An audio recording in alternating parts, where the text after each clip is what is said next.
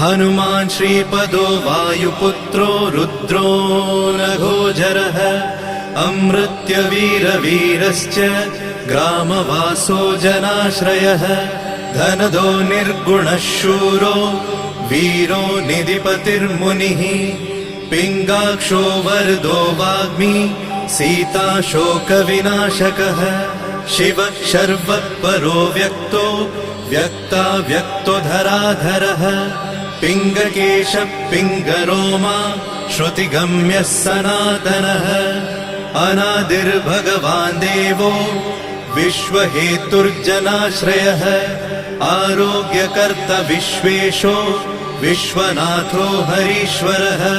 भर्गो रामो रामभक्तः कल्याणप्रकृतिस्थिरः विश्वम्भरो विश्वमूर्तिर्